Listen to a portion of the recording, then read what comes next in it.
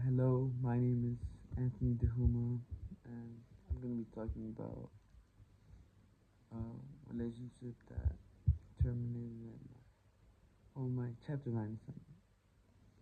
So, for this video, I'm going to be talking about a relationship in my life, a friendship that actually ended. It was a close school friendship, and I think that we started off really strong, and well, we just grew apart over time. So I'm gonna be using the relational escalation stages. For initiating, I think we met in like 7th grade and we sat next to each other in class and we got to really know each other. He asked like, "How's how was your day?" Well, it's when we first met, so it was more like, "What's your name?" and like just basic stuff to get to know him. For experimenting phase, I think that's when I really got to know him, and I found out we had a lot of similar interests, hobbies, and same music taste, humor, and just a lot of similar stuff. And we actually started hanging out during class and lunch. Next is intensifying. I think by 8th grade and 9th grade, we texted almost every day, like sharing. We started sharing personal stuff and trusting each other with problems. I think we became really close friends at that point. Next stage is integrating. I think people saw us at school and they already knew we were friends. Like, it was obvious to everyone. And we always worked together on projects. Our friend groups actually, they overlapped, so it made hanging out and stuff really easily. So we did. We started hanging out after school with the group, and the next stage is bonding. I think it meant we had a strong connection and we started making plans for the summer, future classes, and things we just wanted to do together. More like long term. And now, though, fortunately, our friendship changed. And these are the de-escalation stages. Differentiating. This stage is where I think things start to slowly change. Like in 10th grade, we chose different classes and we had different friend groups at that point because he met new people in his classes and I did too. And we weren't really spending a lot of time together.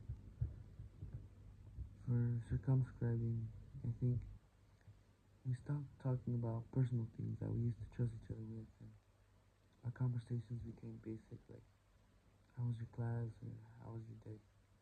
Not really anything more. For stagnating, I think this is when it felt stuck. Everything felt awkward. We both sensed the friendship was fading, and neither of us knew how to fix it or if we even wanted to, just because of how awkward things are and how we had different interests at that point. For avoiding is when it really started creating distance. We started sitting with different people at lunch just because we had new and different friends that both of us didn't know about. And I think we didn't really make eye contact even when we passed in the hallway. It wasn't intentional at first. I guess it was just happening naturally. For terminating, I think is when the relationship really ended. Eventually, we stopped talking altogether, and it wasn't even dramatic. It just, one day it just stopped, I think. I guess it was kind of upsetting, and it taught me a lot about how relationships change over time, and eventually, I didn't even know until like 2 months later when I noticed he was missing, but he eventually moved away. So I don't think that relationship would ever go again.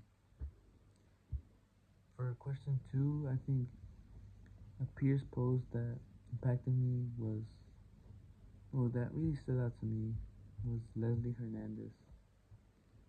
I think her posts were always strong and confident. They were really honest, so I don't. She didn't really hesitate for what she truly thought, even when the subject could have been sensitive or controversial.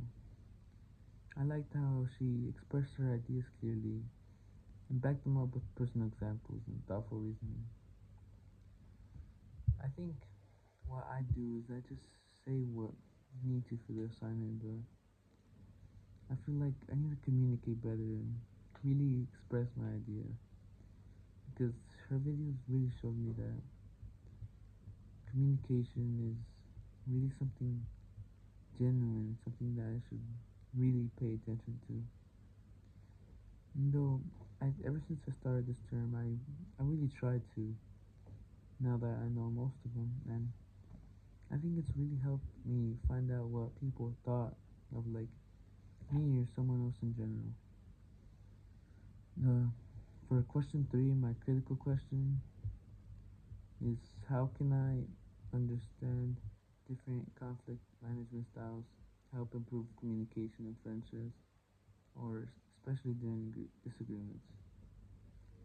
So my answer would be I think understanding the conflict management styles such as like avoidance, accommodation, etc. I think it really helps recognize how people react during conflicts or when something happens in general.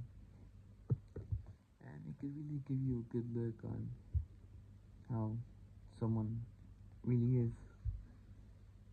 For example, I think if someone realizes they avoid conflict, they might learn to speak up sooner.